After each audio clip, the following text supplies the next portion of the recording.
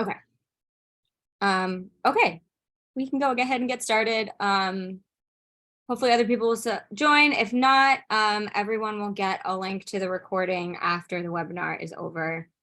But welcome to our first webinar Wednesday. We're going to be doing these most Wednesdays over the next couple months. In this first one, we're going to be talking about generative AI and its implications for plagiarism, as well as our suggestions for how to respond to the potential issues of plagiarism and generative AI.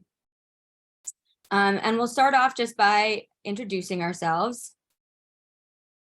So my name is Preetan. I'm the CEO of Pedagog.ai. We're an ed tech consulting company, and currently we're really excited to be working on lots of different AI projects. And so this is part of our work in helping explain folks what exactly is going to be happening the next year in the education space. And I'm Nina. I'm the director of growth at Pedagog.ai. I joined the organization recently, and I'm also really excited to be here helping work on all of these projects and get to work on stuff like this and with teachers like all of you. Okay, so just to start, we'll give like a quick overview of what this technology even is that we're talking about, so we get an idea of what we're looking at. So I'm going to give like a 2-minute explanation of technology that will probably should require about a 4-hour explanation for. So the basic idea is that the computer models have been trained using large amounts of data about text to generate more text.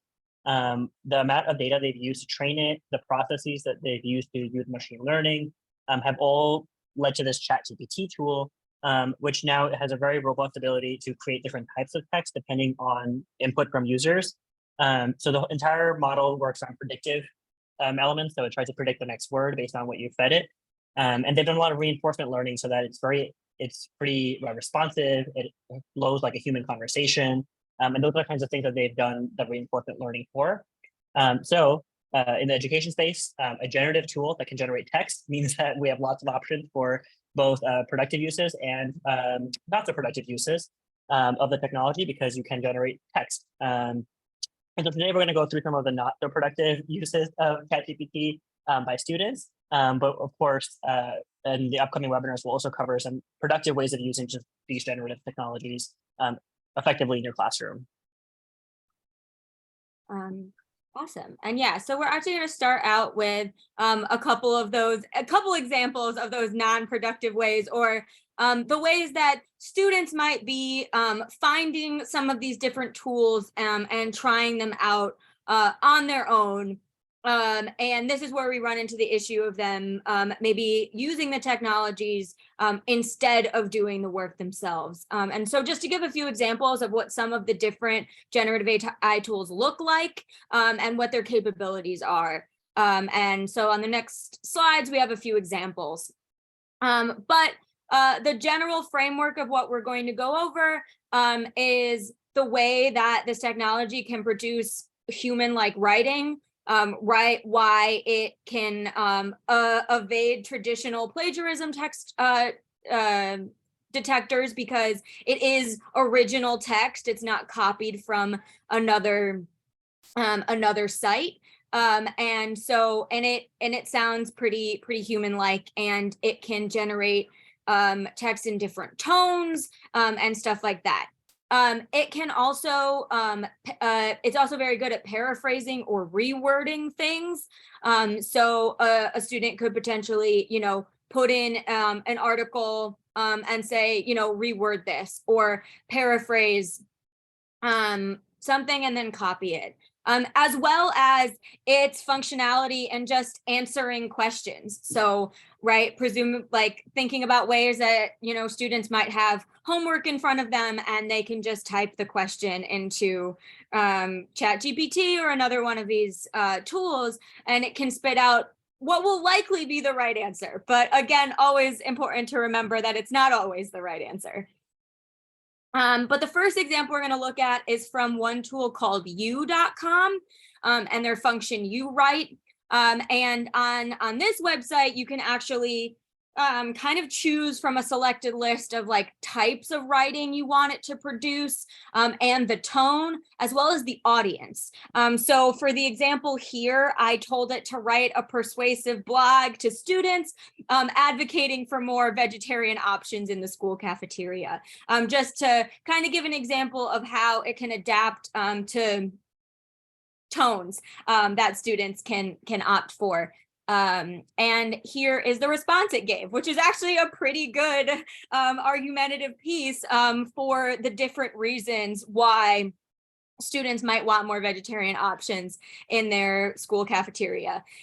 So, right, getting the idea of how it can pull from its existing knowledge about what a blog like this might say, right? It says, right, people crave healthier options. It talks about the environmental impacts, and it does take on a quite persuasive tone. So giving an idea of how it can produce like a whole text, here would be one example of that. The next one we're going to look at is from Bing's chat. Which is compared to some others a little bit newer on the scene. But what makes this one particularly unique or particularly useful for students is that it does cite its sources. And so, for example, in this one, I asked it to paraphrase Justice Fortas's opinion in Tinker v. Des Moines, and it even came up with a quote and cited it, and gave some other sources to check out. So giving an example of how, right, it can, it's capable of doing something like this. And there are a couple tools, Bing and Perplexity is another one that also cites its sources in this way, within text, and then below it with more links to click on. Okay, the last one is from Chat GPT, and this is an example of how it might be used to help with math homework. So I put in a kind of traditional algebraic word problem, and it came out with how I would solve that problem, as well as not just giving the answer, but also showing the work. Again, so this would be another way that students might be able to use some of this technology. Okay. So now we're going to talk a little bit about, Preeton, did you want to say something? Oh, you. So now we're going to talk a little bit about why AI detectors, the ones that currently exist and are being developed, tend to be ineffective. The first one being that there is a wide variety of these AI tools, and they are all a little bit different, and therefore different checkers might pick up that it's AI from different ones of these tools, right? So the same detector is not going to work on every single one of these, and so that's an important thing to keep in mind, right? And the issue there being that if you choose a detection tool that picks up on GPT technology, and students go use you or another one, it might not pick it up. So that's a particular issue. Another one just being that the AI is developing faster than the detection tools are at the moment. So as each new tool comes out, or as the technology improves, so do the detectors. So it's really a game of catch up. And yeah, as I said before, they rely on different technologies, so the same tools don't work on all of them. Again, right, depending on how the checker works, the AI tools can be programmed to write in certain tones, or I've even read that U.com can purposely make mistakes to sound more human or stuff like that. So the things that some checkers might be programmed to pick up on, these tools are working on designing ways to evade those detection. So there's a real game of like cat and mouse going on with the detections. The tools can come back with both false positive and false negatives. So this is not just a problem of some AI generated content slipping through the cracks. This could also result in a student who did produce honest work being punished for something that they don't deserve to be punished for. Another limitation we see is that relying on these detectors or finding new detectors is really kind of a waste of time in a lot of ways for both you and for students. So on your end, you might waste a lot of your grading time just running essays or running work through different AI detectors. But on the other end, it might create an environment where students are more worried about just avoiding the detectors than actually learning the content that they're supposed to be learning with any given assignment. So these are the general downfalls we see of the detectors themselves, but also of relying on them as a way to catch potential plagiarism.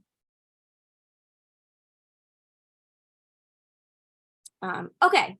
So now we're going to just kind of give an overview of how some different agencies, institutions, schools have been responding to the issue of cheating in the age of AI.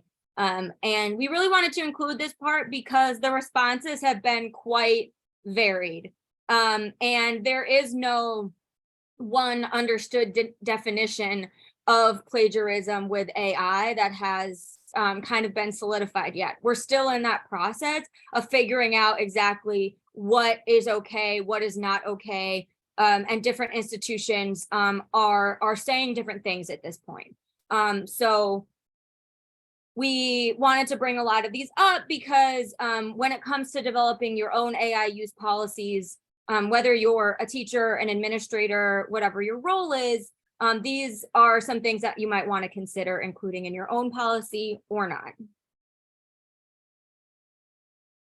Okay, so to start out, we just kind of have a little graphic here that explains the spectrum of ways that you can choose to respond to AI, right? So we, all the way on the left, we have the most, I guess, serious responses, right? The blocking, some schools are responding with like blocking Chat GPT on school devices and other things like that, completely forbidding its use in any way. And then we kind of have some things going on in the middle, right? Some places that want to restrict the uses, but aren't going as far as banning it, right? They want to discourage students from using it, and that's more of the focus. And then over on the other side, we have people thinking through what it would look like to regulate these tools, allow use of it, but in responsible ways, through managing it, through monitoring it. And then all the way on the end, we're talking about ways that institutions might lean into permitting or even like facilitating and helping students use these tools and really learn them and adapt to them and all of that. So the next policies that we're going to talk about or responses that we're going to talk about all fall kind of somewhere on this spectrum. So you can get an idea of where different institutions are falling on this. Okay, as I said, we'll get into some institutional responses. To start off, the College Board has definitely responded with more on the side of the total bans, total prohibition of using the technologies, where they said that any use of AI for writing will be considered an automatic exam violation and could result in canceling of a student's scores. So their response was definitely far more on the left side of that spectrum that we just looked at. Whereas the IB actually came in a little bit more towards the right side.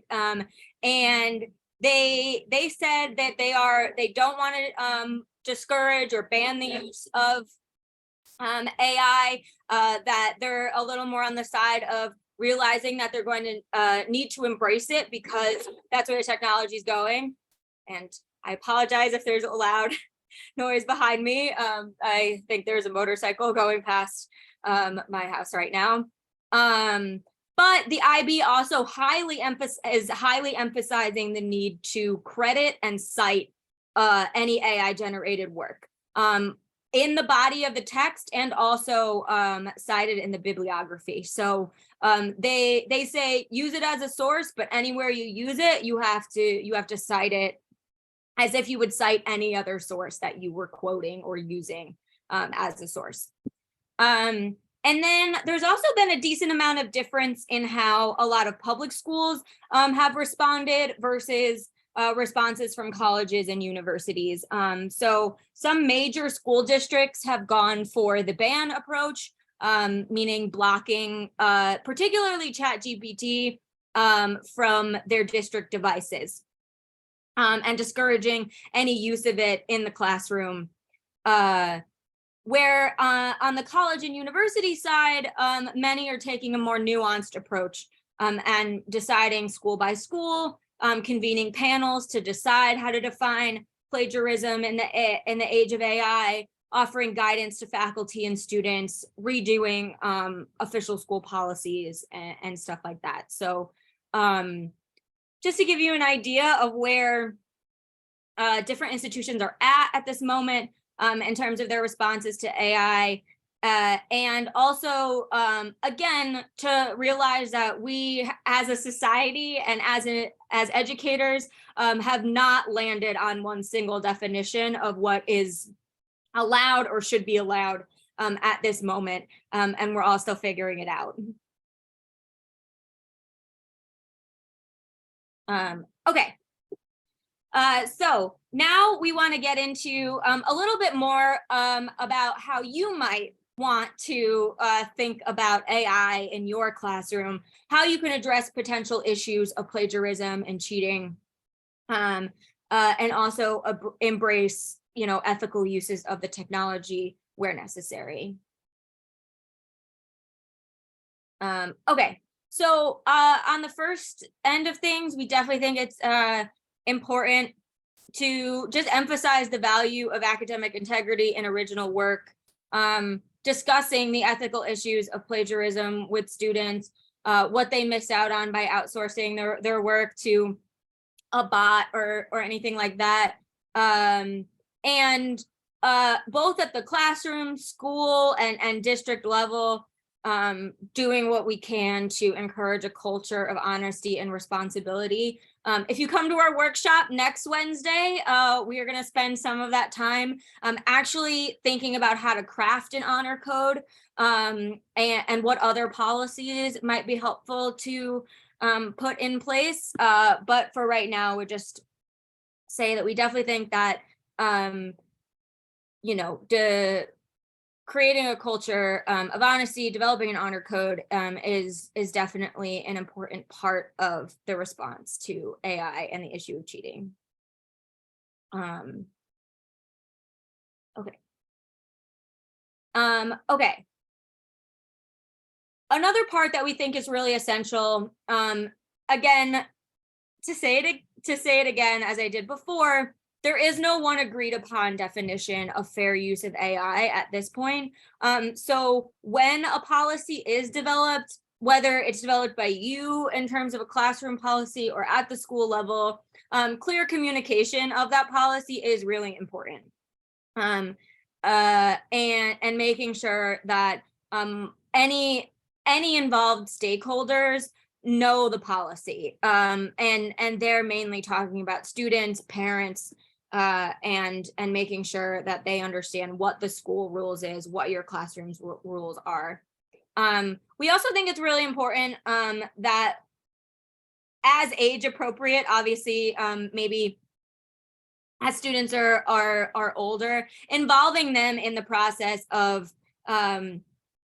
developing an AI use policy, because we think that students are more likely to follow rules that they feel like they had agency in creating, but also, right, they probably have a different understanding of the use of these tools. They're the ones that are going to be living in an AI-driven future, and may have strong opinions about the use of AI at school and in the classroom. And so we really think it's important to incorporate student voices when developing an AI use policy, and educating parents.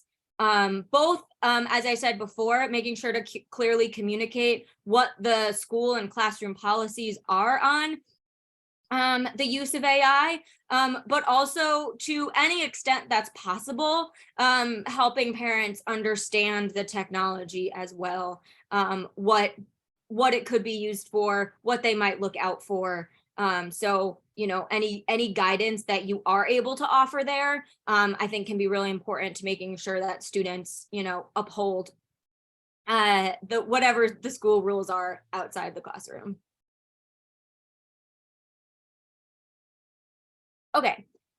So these are just a couple questions we thought might be useful for you when you're thinking about how you might want, when you're thinking about developing an AI use policy. And so again, involving whatever necessary stakeholders in this conversation, getting different opinions on the answers to these questions can be really helpful in landing on one final clear policy.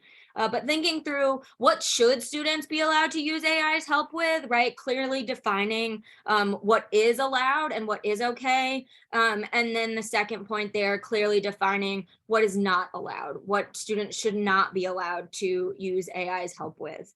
And then next, if you are allowing the use of AI in some way, how are students supposed to be showing when they've used it, right? Is it citing it like a source in an essay? Is it a quick note like I helped, or Chat GPT helped me draft this part, or something like that, right? Clearly defining how you want students to show or tell you that they used AI for help on something.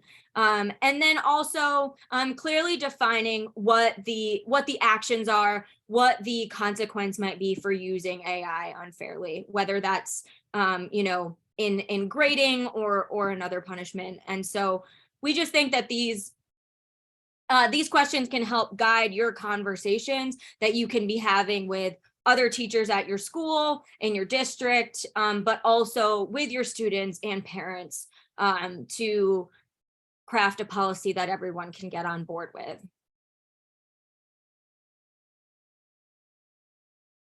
Okay, the last part we wanted to get into was finding ethical and productive uses for AI in the classroom.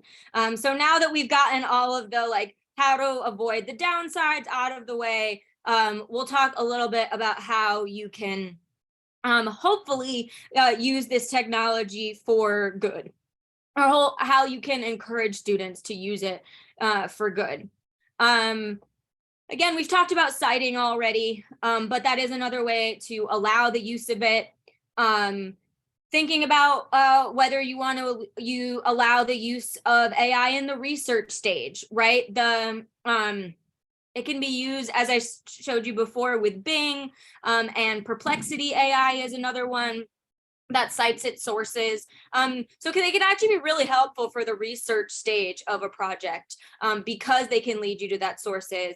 And AI can also be a really helpful source of preliminary information. almost like the way that you would likely not allow students to cite Wikipedia as a source if they were writing an essay. Could be but they might be allowed to use it to just get some background information on a topic. AI can be thought of similarly in some ways, right? So talking through or thinking through ways that AI can actually be helpful in that research process without doing the work for them or doing the writing for them. Other things you might want to consider, and again, all these bullet points are more for like you to think through stages of a process that you would allow students to use AI for. We're not saying that you have to use it for all of them, but it can be really helpful for brainstorming, whether that's like if you're stuck on a topic, or if you're not quite sure where to even start finding information about a topic that you want to write about, or anything like that. So allowing it in the brainstorming phase might be something that you want to do. These AI tools can also be kind of helpful in the planning stage of a process. You can go into Chat GPT and say, lay out a plan for the next 3 weeks for me to get XYZ assignment done, or plan out the next stages of a project that they're working on or anything like that. So can actually be really helpful in those stages without necessarily doing the full work. A lot of the AI tools are actually also really helpful at giving feedback, right? So maybe not writing the essay for them, but they could put a piece of writing into Chat GPT or another generative AI tool and ask it to give them constructive feedback on it. And that might save you some time in the like editing draft phase of essay writing or another project that students might be working on. So you might consider allowing students to get feedback from AI. Other things it could help with, but again, these are kind of up to your discretion if you would consider these fair use or not. Whether it be outlining something or helping edit something. Again, more than feedback, it can also like help, edit for grammar and stuff like that, if you want to allow that. But just things to think about. Well, I'll go to my note at the bottom there first. But we definitely think it's really important that if you are going to allow AI use in certain circumstances in your classroom, that both you and your students take the time to learn some of the best practices for using AI in those instances. And especially as teachers, right? Like if you're going to say, yeah, go ahead, use it for brainstorming, we definitely encourage you to also try out the technology and use it yourself in that context, so that you can show students how to use it in that way. You can understand how it, like what its capabilities and what it can't do for any particular part of the process or what you're allowing. And yeah, so we definitely encourage that, like going beyond just saying, oh yeah, you can use it for this task, but also really walking through what that looks like. And then also, maybe learning together or on your own, what some of the, best prompts are for getting the product that you want or the output that you want, right? So if you're using it for brainstorming, trying out different ways to ask the different tools for help brainstorming and forming the right questions are all really important. So that's all just to say that if you're going to let students use it, we definitely encourage you to learn alongside them and use it yourself. And then the last way that we just want to point out in terms of thinking through ethical uses of AI would be thinking of innovative ways to make assignments that like include AI on purpose, or I guess, or avoid it entirely, but more thinking through like if you have a particular assignment, what skills are you teaching there, and how can you approach it in a way that like incorporates some AI tool purposefully into that process, so that it's not just students using the tools for traditional assignments or assignments that they would be used to doing, but actually thinking about what how assignments can be redesigned to actually support the use of AI as part of the process. Okay. I know I just said a lot, so I am going to stop here and open the floor or the chat if anyone wants to jump in with any questions.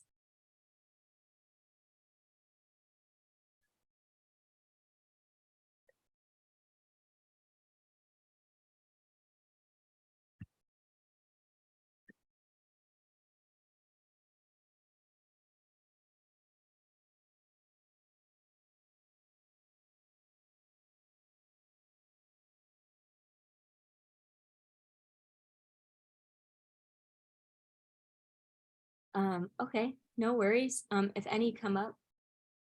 Yeah.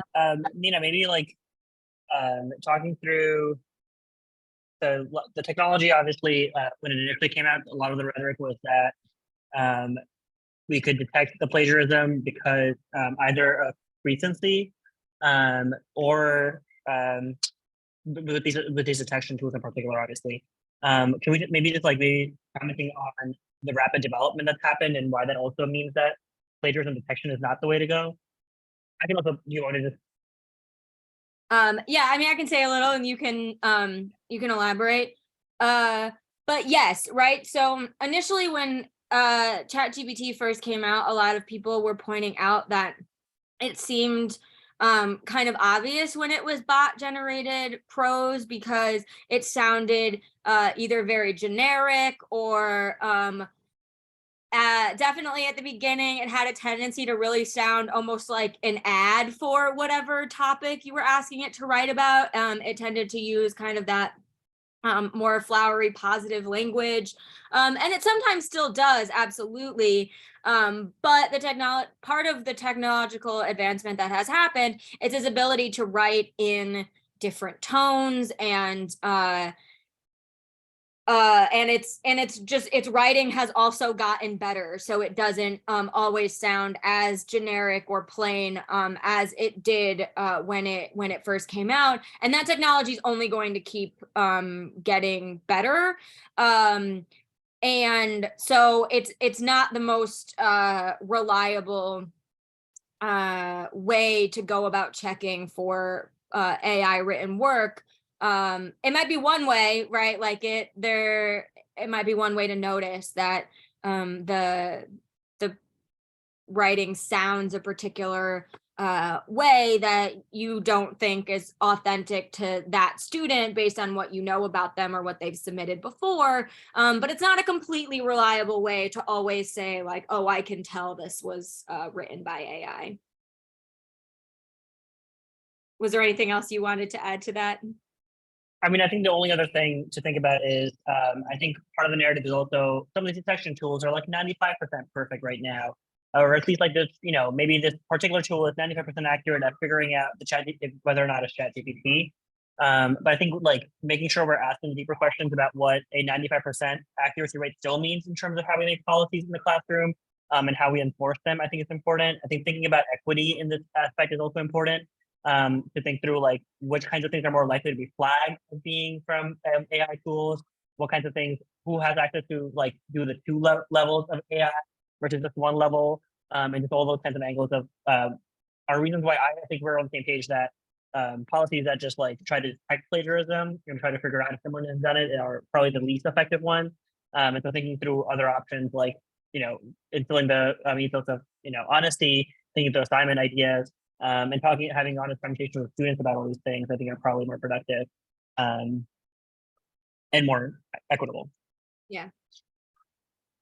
Absolutely. Yeah, if anyone else has any questions that they want to jump in with, I'll give like one more minute and then we have like a couple wrap up thoughts.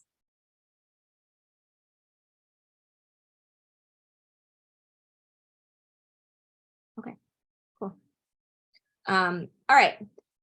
So just some final thoughts, and then we'll talk about what we have going on in a couple weeks that we hope you also join. But I guess our final thoughts is our hope for this webinar was not to scare you away or your students away from embracing AI, but talking through about how, as Preeton just said, how we can go about having this conversation in a way that's fair and equitable and good for teachers and students, right? That doesn't add to your workload of worrying about how students are using it, but also thinking through right, the next step, and we'll have future webinars on this, but going beyond just worrying about students using it, but like actually diving into using it in the curriculum, teaching with it, and all of that. And so the point of this was definitely help to think through how you might personally or as a school or a district approach these questions, and then also think about those next steps of how to go beyond the concern. And then the last thing we wanted to tell you about is that in 2 weeks, we are having a more hands-on workshop version of this conversation. So this one is going to be a chance for us to actually look at some different assignment types and how we can make them, quote, AI proof, or like think through how we can, how some different assignments can stand up to AI. And if you do come to that, we encourage you to actually bring some assignments with you, and we can work on them together. And then in that workshop, we also want to talk about policies. So we'll dive a little bit deeper into actually thinking through honor codes and other policies that like make sense for your classroom and in general. And that will happen in 2 weeks, the night of Wednesday, April 26th, also at this same time. And that brings us to the end here. So I'll ask one more time if anyone has any final questions. And if not, we can go ahead and wrap up.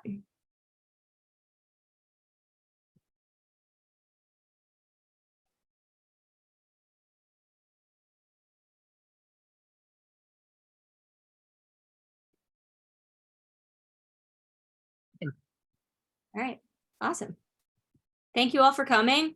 And for those of you watching on the recording later, thank you all for joining. And feel free to reach out with any questions that you have.